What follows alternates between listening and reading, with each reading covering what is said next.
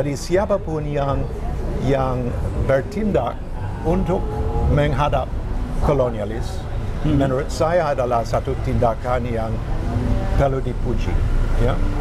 Perlu diapresiasi, ya. Perlu diapresiasi, ya.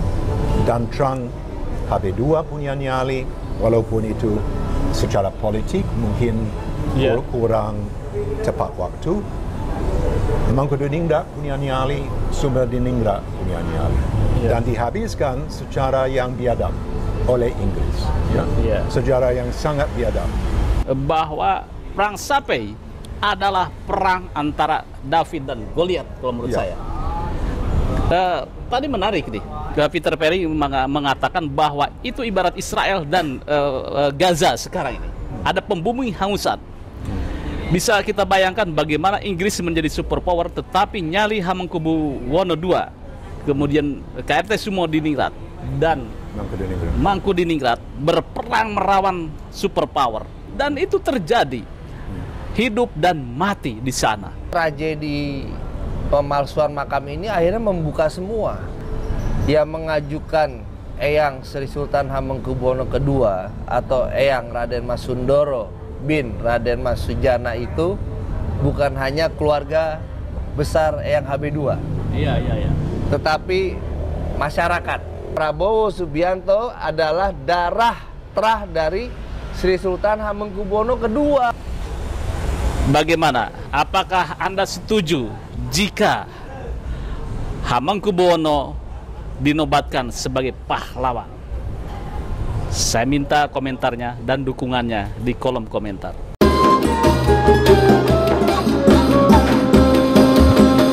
Assalamualaikum warahmatullahi wabarakatuh.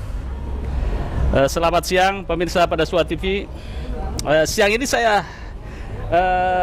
akan berbincang-bincang dengan salah satu ilmuwan berkebangsaan Skotlandia, Inggris. Beliau Pak Peter Carey.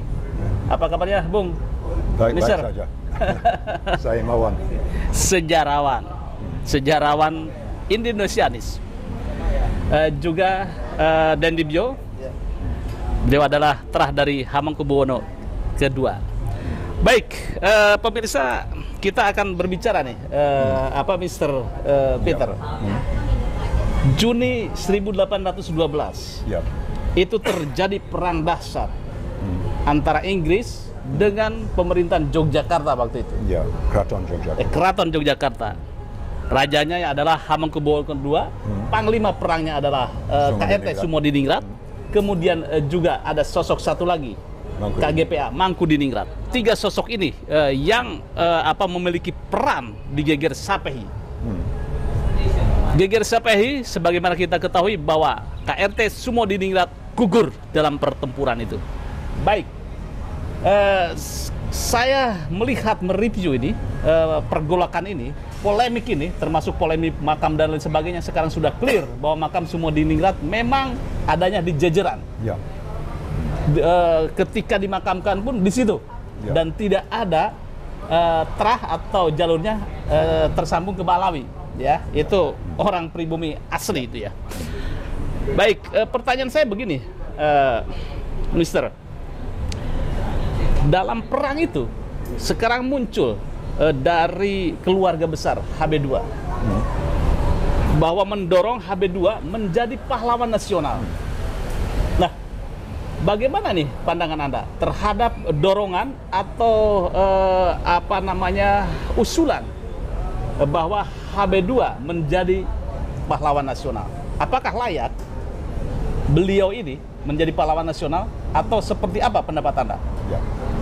Ini tidak layak saya mengajukan HB2, ya, bilang ya atau tidak, sebab itu hak untuk keluarga besar dari HB2, dan hak untuk pihak warga Indonesia untuk menghargai pahlawan mereka dan untuk memilih siapa yang layak diajukan atau tidak diajukan. Ya.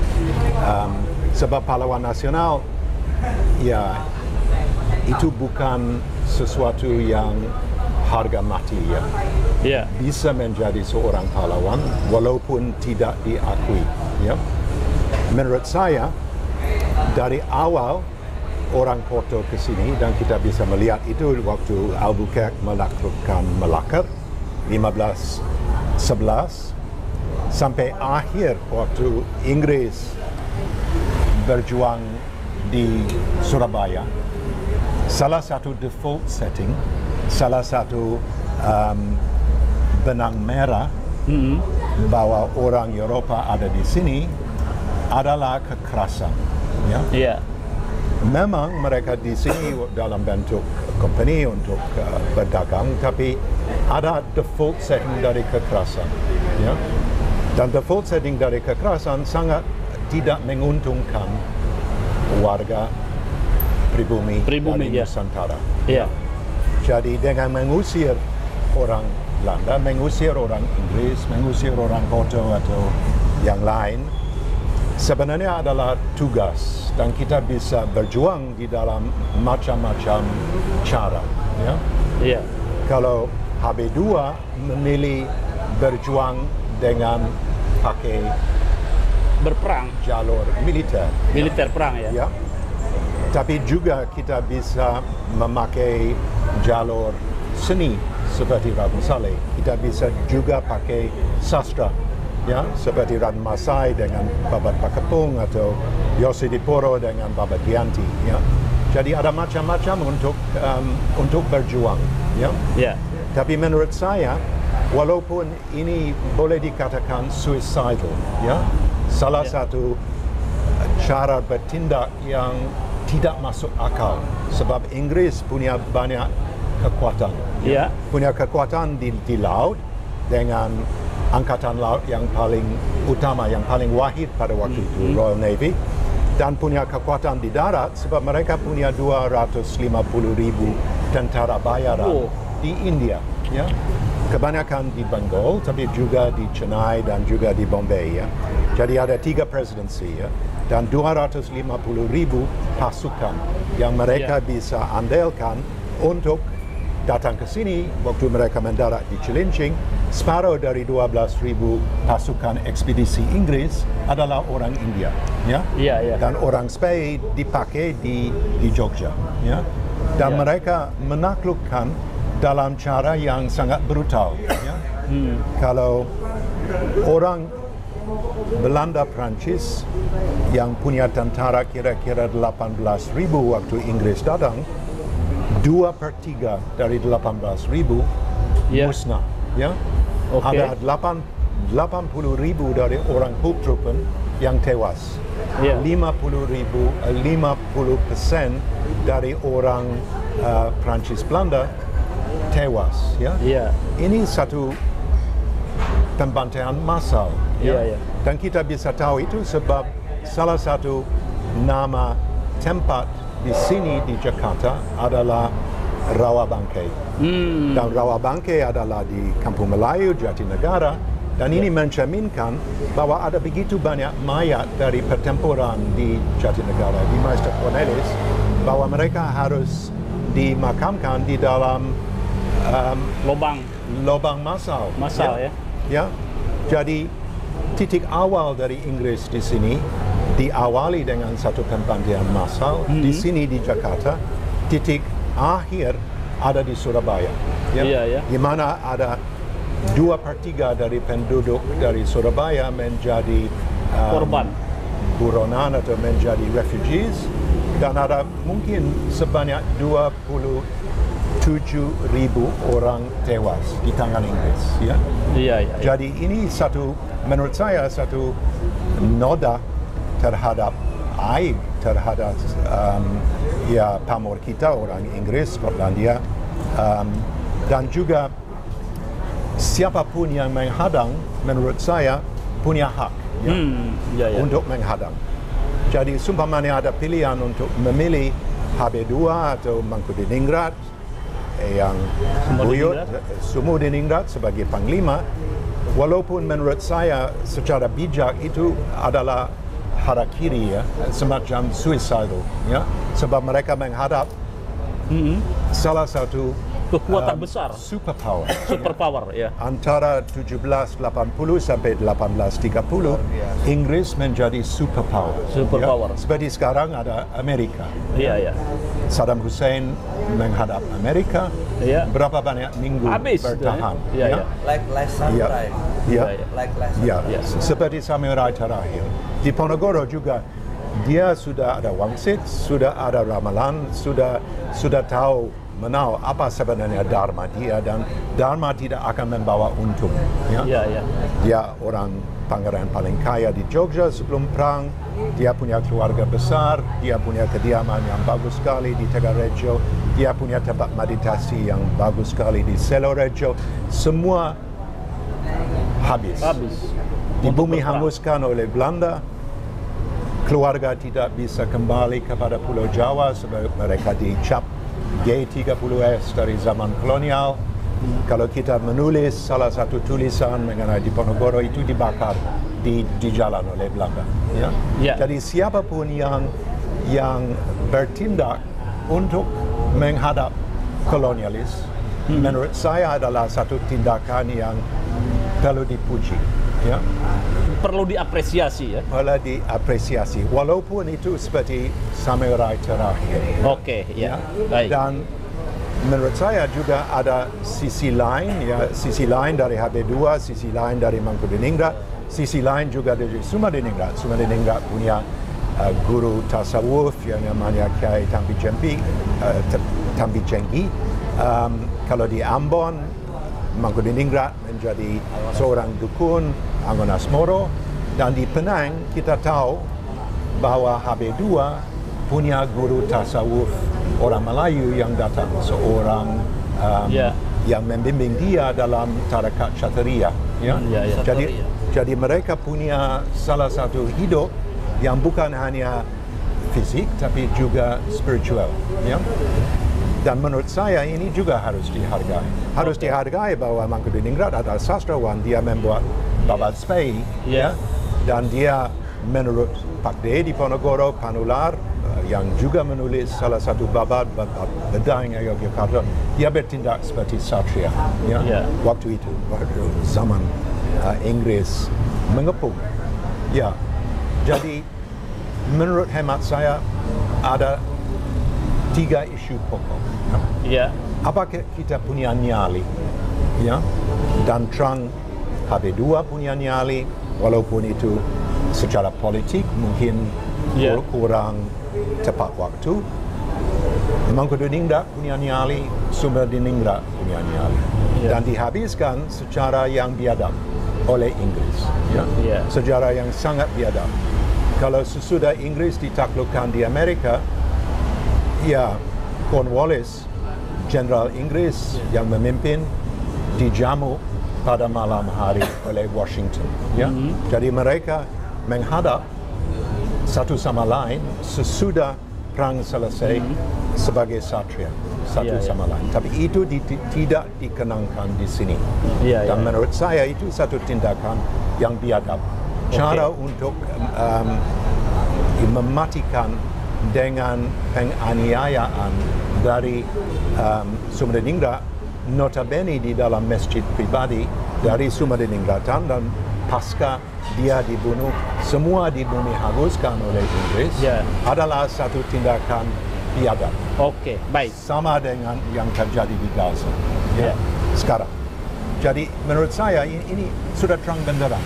Pertama, ada nyali. Kedua, menghadap kolonialis dengan cara mereka memilih. Dan ketiga, ini sebenarnya melibatkan semua aset-aset negara. Satu negara yang sukses adalah satu negara yang menau bagaimana merangkul etnis macam-macam. Dan kalau lihat di Ponorogo, dia punya house guests, keluarga Alansari dari Jeddah di Tegarejo. Dia punya dukun atau dia punya dokter pribadi orang India dari Bengal. Dan dia punya paman favorit, Joyokusumo, yang adalah peranakan Tionghoa. Dan juga dia bersahabat dengan seorang Skotlandia, John Crawford, yang menjadi residen yang sangat mahir bahasa Jawa dan dia bisa bicara dengan kromo Inggil kepada Diponegoro dan kepada ayahnya Hamengkubuwono III dalam bahasa setempat. Jadi menurut saya ini mencerminkan satu masyarakat yang sehat. Oke, baik. Ya, pemirsa, sudah diterangkan bahwa oleh Mr. Peter Carey bahwa perang Sapai adalah perang antara David dan Goliat kalau menurut saya. Tadi menarik nih, Peter Carey mengatakan bahwa itu ibarat Israel dan Gaza sekarang ini. Ada pembumi hangusan. Bisa kita bayangkan bagaimana Inggris menjadi superpower tetapi nyali Hamengkubuwono II, kemudian KRT Sumodiningrat dan Mangkudiningrat berperang melawan superpower, dan itu terjadi hidup dan mati di sana. Ini luar biasa. Nah, baik.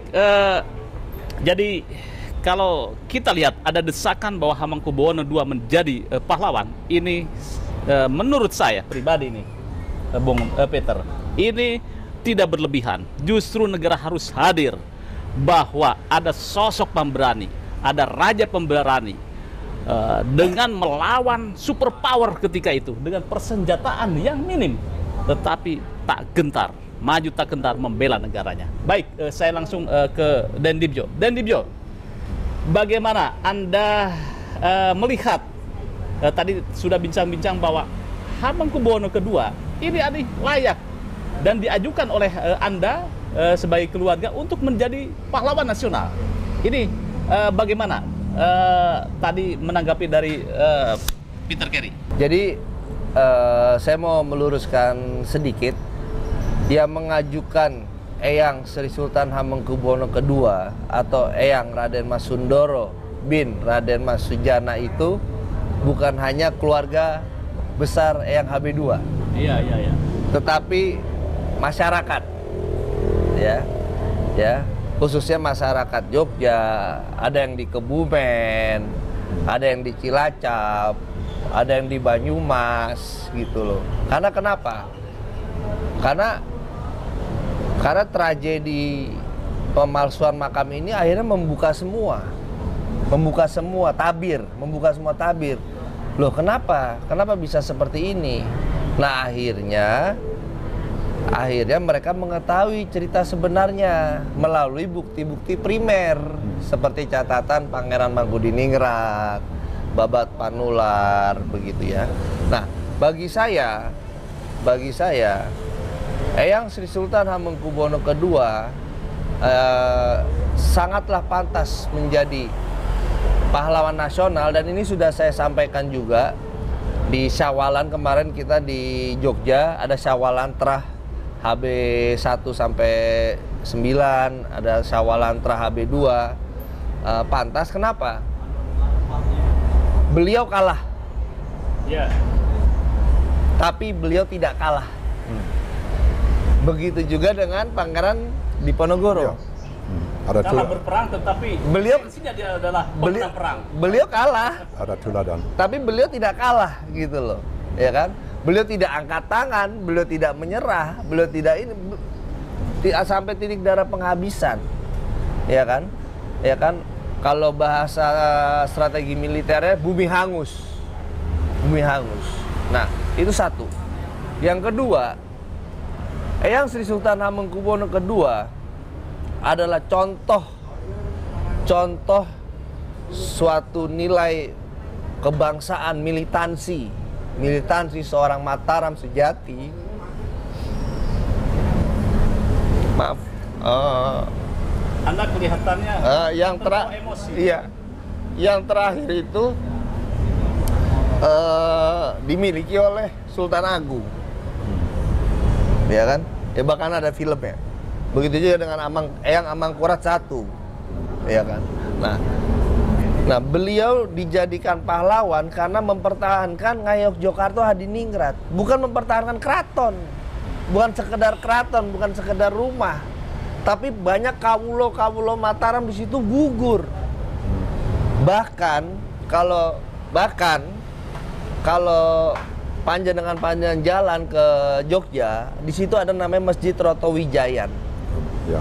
Di situ tertulis Nah, jadi di saat Eyang Mangkubodiningrat wafat di Ambon, ya, jasadnya dipindahkan ke Jogja, ya, kurang kalau nggak salah 1826 ya. Ya, 1826 ya, Prof ya.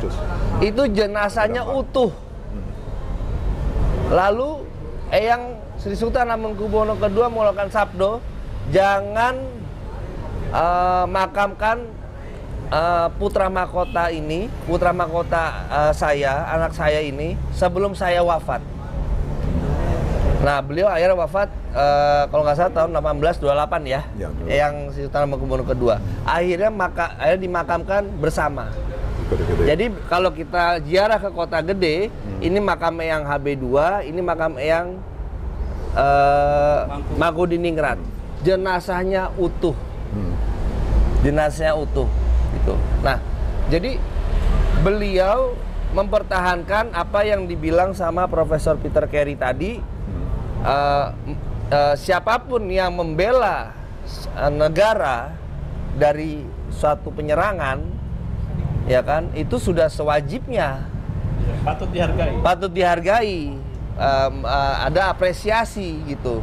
Eyang Sri Sultan Hamengkubuwono I sudah menjadi pahlawan, ya kan. Nah, yang sering kita lupa, ya kan, bahkan Profesor Peter Carey ini adalah meneliti Eyang Pangeran Diponegoro kurang lebih berapa tahun? 40 tahun, Prof? Iya, kira-kira 40 tahun. 40 tahun beliau meneliti. Komando, garis komando dari Eyang Pangeran Diponegoro, garis komando dari Eyang KGPA Mangkubodiningrat, garis komando dari Eyang Sumodiningrat, garis komando dari Geger Spehi adalah Eyang Sri Sultan Hamengkubuwono II. Iya. Begitu. Nah, jadi apabila ada suatu tragedi, ya kan, dan beliau mungkin ya pada saat itu sudah tahu kalau saya pasti hancur ini, tapi saya tidak akan menyerah, hajar, maju, ya kan, terus. Nah, berarti sudah sepantasnya diberikan apresiasi. Nah, dan kebetulan Pak D, kebetulan Prof, dan semua rakyat Indonesia, bahkan seluruh netizen yang ada di dunia, karena YouTube sifatnya dunia ya, ya kan. Kebetulan calon presiden kita, Pak. Dan calon udah ditetapkan. Oh, udah ditetapkan deh. Udah ditetapkan, yaitu Pak Prabowo Subianto adalah darah terah dari Sri Sultan Hamengkubuwono II. Oh, Masya Allah. Melalui Pangeran Martosono. Melalui Pangeran Martosono Modiningrat yang ikut dengan HB2 ke Penang dan ke Ambon. Nah, dan ikut ke Ambon. Ya. Nah, berarti kakek moyangnya Prabowo itu ikut ke Ambon itu sudah? Ke Penang dan ke Ambon. Ke Penang dan ke Ambon, ikut dengan ini ya? Dibuang. Ikut dibuang. Ya, mereka sangat dekat sekali dengan HB2. Nah, jadi ada Mangkubodiningrat dan juga ada Martosono. Nah, yang belakangan menjadi Modiningrat. Nah, ya balik lagi ya, jadi sudah sewajarnya, sudah sepantasnya dengan hormat saya sebagai rakyat Indonesia dan sebagai keluarga besar terah Sri Sultan Hamengkubuwono II, memohon, meminta kepada Pak Prabowo Subianto untuk segera mensahkan Eyang Sri Sultan Hamengkubuwono II, ya kan, menjadi pahlawan nasional. Karena di balik itu, Pak, di balik itu banyak semua kejadian yang mengakibatkan kehancuran yang luar biasa, tetapi bahasa saya ya, kalah tapi tidak kalah. Tapi sebelum saya tutup, ini ada hal yang menarik, bahwa salah satu terah Hamengkubuwono itu, Hamengkubuwono II, membawa simbol persenjataan ya. Mungkin simbol, pusaka. Kanjeng Kiai Ageng ya. Oh iya ya, oke baik ini, coba dimintain. Nah ini bentuk keris ini. Nah ini silakan. Ini ya yang punyanya nih. Pak Munten G.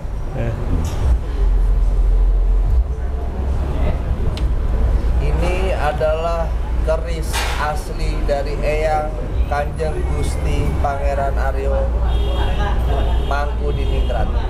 Sehari-hari beliau memakai ini. Beliau ada dua. Yang satu dijadikan seperti fungsinya seperti tombak tongkat komando. Nah, tapi sehari-hari beliau pakai ini. Nah, ini saya mau coba profesor agar merasakan ini loh yang dulu dipakai perang.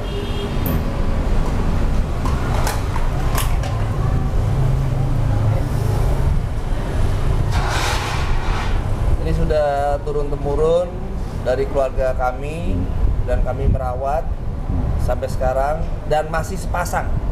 Iya. Masih sepasang.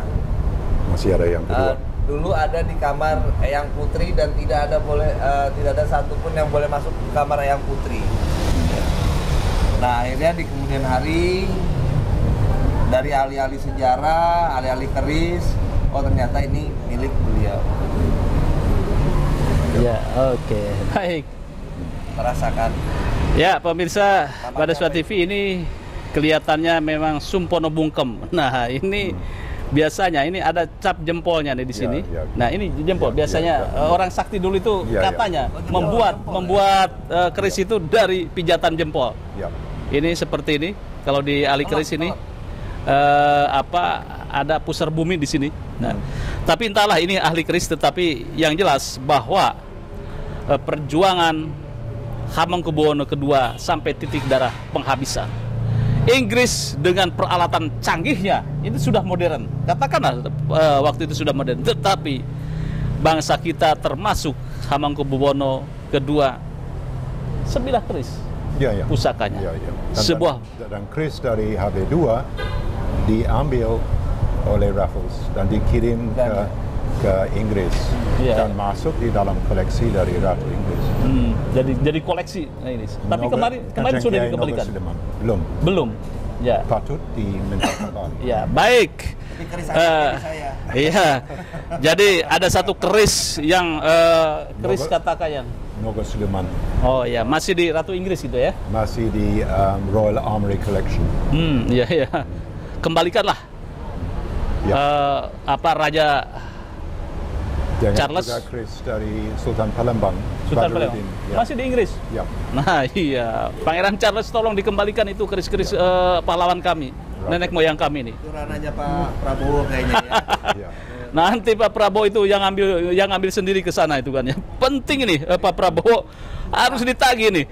Anda itu Pak Presiden ini sebagai terah dari Hamengkubuwono II berhak atas keris yang sekarang masih ada di kerajaan Inggris. Itu milik nenek moyang Anda, Hamengkubuwono II.